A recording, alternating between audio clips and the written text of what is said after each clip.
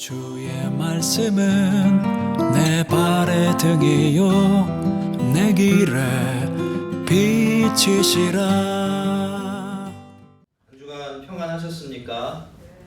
주일이 돼도 교회도 오지 못하고 또 함께 예배를 드리지도 못하게 되니까 많이 허전하시고 좀 이상하셨죠? 저도 신앙생활한 지 40년이 넘었는데 이런 일을 처음 겪습니다. 그러다 보니까 이런 생활에 잘 환경에 적응이 되질 않습니다. 매일매일 뭔가 참 중요한 일을 빼먹었다라는 느낌이 있어서 마음 한구석이 굉장히 허전합니다. 그리고 또 날마다 들려오는 소식이 이렇게 환자들이 늘어나고 있다라는 소식이다 보니까 우리 교회 식구들도 굉장히 걱정이 됩니다. 조심한다고 해도 병이라는 게 아무도 모를 일이니까 말이죠. 뭐 무소식이 소식이라고 그냥 아무 소식 없으니 무탈하시겠다라고 생각하면서 기도만 하고 있을 따름입니다. 빨리 이번 사태가 진정이 되어서 세상도 그렇고 우리들도 그렇고 제자리로 돌아가는 날 하루도 빨리 돌아오기를 소망하며 기도할 뿐입니다. 여러분, 거듭 말씀드리지만 인간은 참 무능하고 무력합니다. 할 수 있는 것도 많지만요, 하지 못하는 건 훨씬 더 많습니다. 오히려 결정적인 일을 만날수록 인간의 무능력함은 그대로 드러나게 되죠. 한 마을에 정말 불쌍하고 불행한 한 여인이 있었습니다. 물론 이 여인도 처음부터 그랬던 것은 아니었겠죠. 그렇게 되기 전에는 다른 사람들처럼 가족들과 함께 평범한 일상 속에서 작은 행복, 감사하며 그렇게 살아가고 있었을 겁니다. 내가 무엇을 할 수 있을까? 또 무엇을 할 수 없을까? 심각하게 고민할 필요가 없을 정도로 아마 잔잔하기만 한 그런 일상을 살아가고 있었을지도 모를 일입니다. 그런데 그러던 어느 날 이 여인은 하혈이 멈추지 않는 병에 걸리고 맙니다. 처음에는 대수롭지 않게 여겼던 질병이 전혀 나아질 기미가 보이질 않았고요. 날마다 계속되는 하혈에 몸도 점점 쇠약해져만 갔습니다. 용하다는 의사들 전부 다 찾아가 봤지만 틀림없이 고쳐준다던 그들의 장담은 결국 전부 다 허언이 되고 맙니다. 물론 그들이 일부러 그렇게 거짓말을 하고 여인을 속인 것은 아니었을지 몰라도 그들은 자기들의 말처럼 여인을 고쳐줄 수가 없었고 그렇게 12년이라는 긴 세월이 흘러가고 맙니다.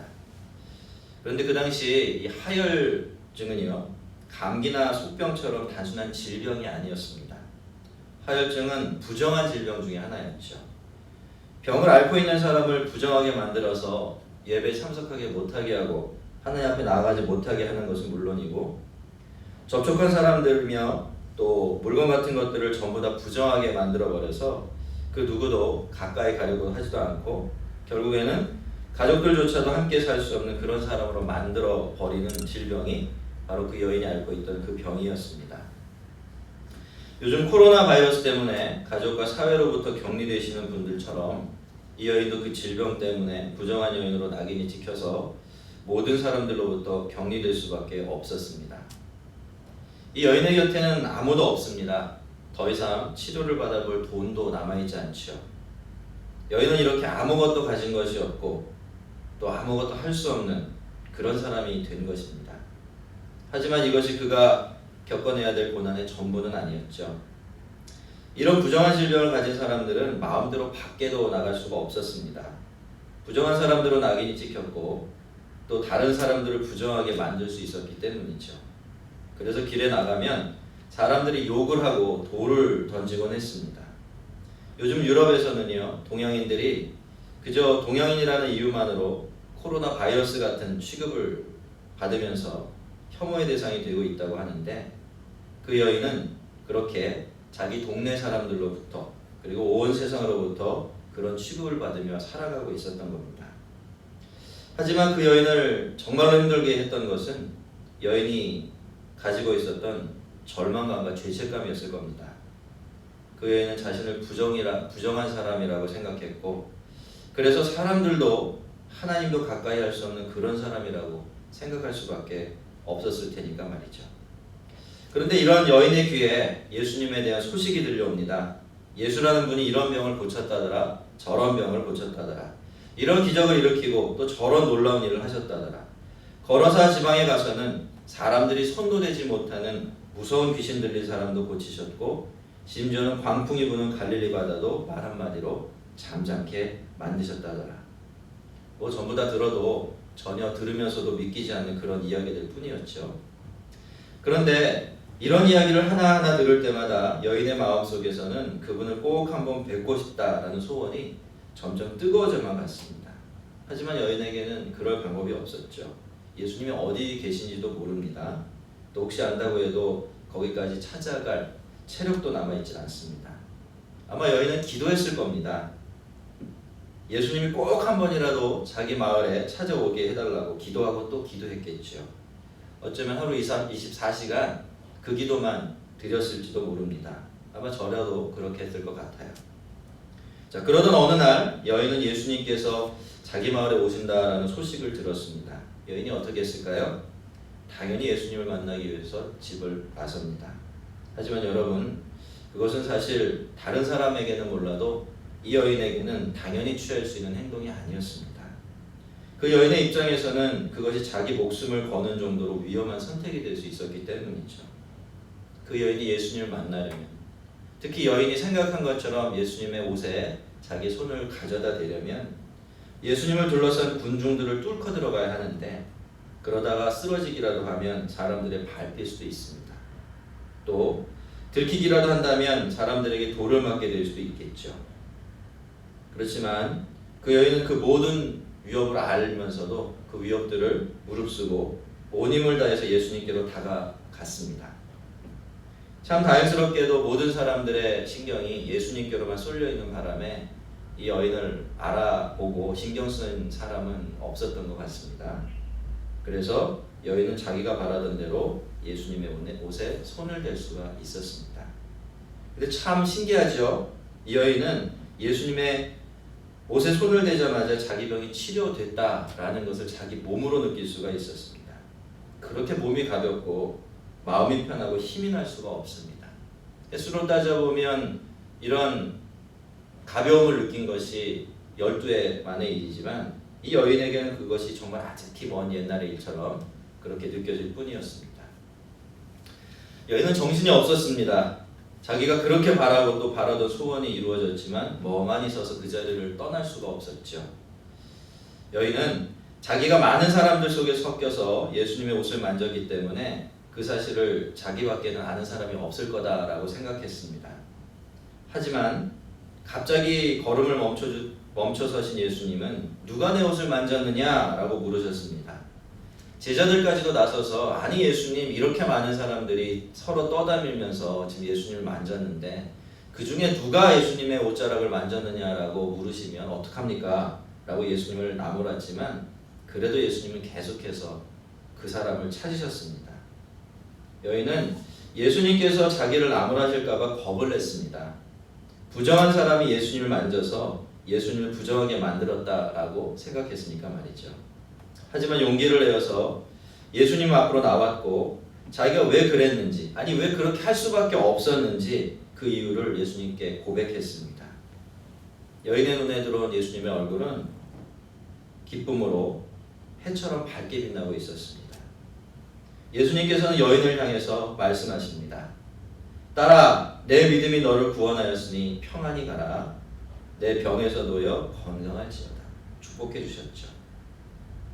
사실 여인은 병을 고치려고 했던 겁니다. 다른 것 아무런 바람이 없었습니다. 하지만 여인은 모든 것을 얻었고요. 또 모든 것을 회복받을 수가 있었습니다. 예수님께서는 모든 사람들 앞에서 그 부정한 여인, 그래서 하나님의 자녀가 될 자격이 없었던 그 여인을 하나님의 딸이다 라고 공표해 주셨습니다. 그 믿음이 여인을 구원했다라고도 말씀하시면서 그의 믿음을 확실하게 공인해 주시기도 하셨죠. 그래도 한시도 참 평안을 누릴 수 없었던 그 여인에게 하늘의 평안을 선물해 주셨습니다. 사실 여인이 얻은 다른 이런 복들에 비하면 병이 나온 것은 오히려 덤처럼 여겨질 정도로 작은 것이 아닐까 합니다. 여러분, 만약 여인이 만진 것이 예수님이 아니었고 예수님의 옷이 아니었다면요, 이런 일은 결단코 일어날 수가 없었던 일입니다. 여인의 병은 예전 그대로 남아 있었을 것이고 여인은 또다시 실망했겠지요. 여인의 손길은 그 사람을 부정하게 만들었을 것이고 그 사람은 또 이 여인 때문에 부정해졌을 겁니다. 하지만 그날 여인은 어떤 다른 사람을 만진 것이 아니라 예수님을 만졌죠. 그래서 그 결과가 완전히 달라졌던 겁니다. 여러분, 예수님은 만병의 의사이십니다. 그래서 여인의 오래된 불치병을 완전히 치료했습니다. 그리고 예수님의 거룩하심은 완전하십니다. 그래서 그 여인의 부정함이 예수님을 더럽힌 것이 아니라 예수님의 거룩하심은 그 여인을 완전하게 정결케 만들어 주었습니다. 그런데요, 이 여인에게 이렇게 귀하고 복된 일이 일어난 것은 이 여인이 단순히 예수님의 옷을 만졌기 때문만은 아니었습니다. 그때 예수님의 주변에는 예수님의 옷을 만진 사람들이 수없이 많았지만 그들에게는 아무런 일도 일어나지 않았으니까 말이죠. 그렇다면 여러분, 왜 유독 아무것도 없고 아무것도 할 수 없고 사람들 앞에 제대로 나설 수도 없는 이 여인에게만 이런 놀라운 은혜가 주어졌던 것일까요? 28절을 보면 그 이유가 나오는데요. 그것은 이 여인이 예수님의 옷자락을 만질 때 내가 그의 옷에만 손을 대어도 구원을 받으리라고 생각했기 때문입니다. 그런데 이 여인의 생각은 단순한 생각이 아니었죠. 막연한 기대도 아니었습니다. 그것은 이 여인의 믿음이었습니다.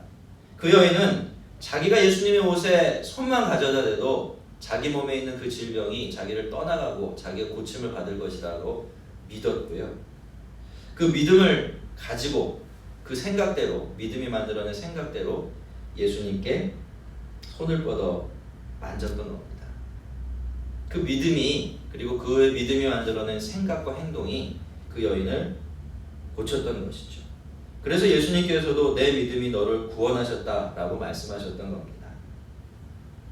여러분, 이 세상에 예수님께서 오신 것은 이 세상을 고치고 깨끗하게 하시기 위해서입니다. 그래서 예수님은 늘 병자들을 찾아다니셨고 그들이 예수님께 찾아오는 것을 마다하지 않으셨습니다. 아무리 피곤해도 자기를 찾아오는 약한 사람들을 물리치고 나 몰라라 하신 적이 없으셨습니다. 그리고 기꺼이 죄인과 세리들의 친구가 되어주셨죠. 아직 다 끝난 것은 아니지만요, 우리는 이번에 우리나라가 그래도 꽤 괜찮은 나라라는 것을 다시 한번 확인할 수가 있었습니다. 정부와 당국은 세계가 놀라고 칭찬할 만큼 이 사태에 잘 대응하고 또 대처했고요. 의료진들은 자기 몸을 돌보지 않고 헌신적으로 치료에 임했습니다. 감기나 독감이 이 겨울 동안 거의 사라져버릴 정도로 국민들 또한 위생원칙들을 잘 지키면서 불편한 것들을 잘 감당해냈죠. 이웃들과 어려움을 함께 나누려고 팔 걷고 나선 분들도 굉장히 많습니다. 그렇게 불안한 마음을 품고 사는 사람들, 마음이 어두워져 있는 사람들에게 이런 분들의 모습은 참 커다란 용기와 위로를 주었던 것이 분명합니다. 하지만 이번에 우리는 한국교회 민낯과 또 이 세상의 벌거벗은 모습도 그대로 맞닥뜨려야만 했습니다. 일부 정치가들은 여전히 국민과 국가의 어려움에는 관심이 없습니다. 이런 어려움조차도 그들에게는 상대방을 헐뜯고 비방하는 구실이 될 뿐입니다. 이런 시국에 마스크를 사재기 해서 폭리를 취하려는 상인들도 적지 않았지요. 정말 안타깝게도 이 질병이 국가 이기주의나 인종차별의 구실이 되고 있기도 합니다. 그리고 또 한 가지, 물론 우리나라에 이 바이러스가 이렇게 엄청나게 창궐하게 된 것은 직접적인 그 책임이 신천지에게 있습니다. 이것은 그 누구도 부인할 수가 없는 일이겠지요. 하지만 여러분, 오늘 그들이 이렇게 큰 세력을 가지게 된 것에 대해서 결코 한국교회의 책임이 적다고만은 할 수가 없습니다. 그동안 한국교회가 참된 복음과 진리를 제대로 선포하는데 무책임하고 게을렀던 것이 사실이고, 또 성도들은 성경의 진리를 있는 그대로 믿고 사랑하려고 하지 않았던 것도 사실이기 때문이죠. 신천지 회원들의 상당수가 기성교회 교인들이었다라는 점을 생각해 본다면 우리는 이 사실을 결코 부인할 수가 없을 겁니다. 여러분, 코로나 바이러스로 인한 질병과는 별개로 지금 한국교회와 교회들, 사회와 교회들, 그리고 이 세상은 심각하게 병들어 있습니다. 그리고 그 질병으로 신음하고 있으며 심하게 더럽혀져 있습니다. 그렇다면 지금 교회와 성도들이 감당해야만 하는 역할, 아니 우리밖에 할 수 없는 귀한 역할이 무엇일까요? 그것은 바로 우리가 주님을 향해 내뻗는 여인의 손이 되는 겁니다. 그래도 여전히 우리에게는 하나님을 믿는 믿음이 있고 이 세상에 앓고 있는 마음의 질병과 우리 안에 있는 영적인 부정함은 그 믿음을 통해서 부어지는 주님의 깨끗게 하시고 치료하시는 은혜로만 다시 회복되고 정결하게 될 수 있기 때문입니다. 우리가 겪는 어려움들이나 이 세상에 겪게 되는 혼란들은요, 늘 고통스럽습니다. 그래서 우리는 늘 이런 것들을 불청객처럼 여기기만 하지요. 하지만 이런 것들만이 우리에게 줄 수 있는 값진 유익들도 있습니다. 그것은 우리가 어디가 얼마나 아프고 어디가 얼마나 부정해져 있는지를 있는 그대로 드러내 보여준다는 것입니다. 환난과 어려움은 언제나 우리의 가면과 세상의 허울을 벗겨버리는 힘이 있기 때문입니다. 성도들은 환난이 닥쳤을 때 그저 보이는 것만 보고 느껴지는 어려움만 생각해서는 안 됩니다. 그것을 통해서 자기의 더럽혀진 것을 보고 세상의 아픈 것을 볼 수 있어야 하죠. 그리고 겸손하게 그 자리에 엎드려서 주님께 간절한 손을 뻗어 회복시켜 주시고 고쳐 주시는 주님의 은혜를 구해야 합니다. 그것이 성도가 해야 하고 또 성도들만이 할 수 있는 귀한 역할이고 섬김입니다. 역대하 7장 14절 이하를 보면 이런 말씀이 있어요. 혹 내가 하늘을 닫고 비를 내리지 아니하거나 혹 메뚜기들에게 토산을 먹게 하거나 혹 전염병이 내 백성 가운데 유행하게 할 때에 내 이름으로 일컫는 내 백성이 그들의 악한 길에서 떠나 스스로 낮추고 기도하며 내 얼굴을 찾으면 내가 하늘에서 듣고 그들의 죄를 사하고 그들의 땅을 고칠지라. 이제 이곳에서 하는 기도에 내가 눈을 들고 귀를 기울이리니 이는 내가 이미 이 성전을 택하고 거룩하게 하여 내 이름을 여기에 영원히 있게 하였음이라. 내 눈과 내 마음이 항상 여기에 있으리라. 너무나도 아름답고 은혜로운 이 약속은 예루살렘 성전을 봉헌할 때 하나님께서 성전에 두신 약속인데요. 안타깝게도 지금 예루살렘 성전은 사라지고 없습니다. 그래서 그냥 생각해 본다면 이 약속도 취소되고 무효화된 것 같지만요. 이 약속은 취소되거나 철회된 적이 없습니다. 이 약속은 지금도 동일한 효력을 지니고 있습니다. 예수를 믿는 우리가 참 성전이고 그래서 우리가 겸손히 무릎 꿇어 기도하면 그것이 진짜 성전이 되기 때문입니다. 아직 다 끝나지 않은 이 환난을 온 세상과 함께 겪어내고 있는 성도들로서 이 세상의 아픔과 교회의 더러움이 치유되고 또 깨끗해지도록 여러분이 계신 그곳에서 무릎 꿇어 기도해 주시기를 바랍니다. 그렇게 여러분이 있는 그 자리가 참 성전이 되게 해주십시오. 우리가 겸손하게 믿음으로 우리의 손을 뻗어서 주님의 은혜를 구할 때 우리 주님은 그 기도를 들으시고 여인에게 해주셨던 그 치료해 주시고 깨끗하게 하시는 은혜를 우리들에게도 허락해 주실 것입니다. 이번 한 주간도 세상과 교회를 위해서 주님의 옷자락에 손을 대는 겸손하고 간절한 여인의 손이 되어 주시기를 부탁드립니다. 그러면 주님은 하늘에서 우리의 기도를 들으시고 이 땅의 아픈 것을 고쳐주시고 더러운 것을 정결케 해주실 겁니다. 한 주간도 지키시고 보호하시며 고치시고 정결케 하시는 이 주님의 은혜와 능력이 모든 사람들과 이 세상 위에 충만하게 임하기를 주님의 이름으로 간절히 축원합니다. 우리 같이 한번 기도하겠습니다.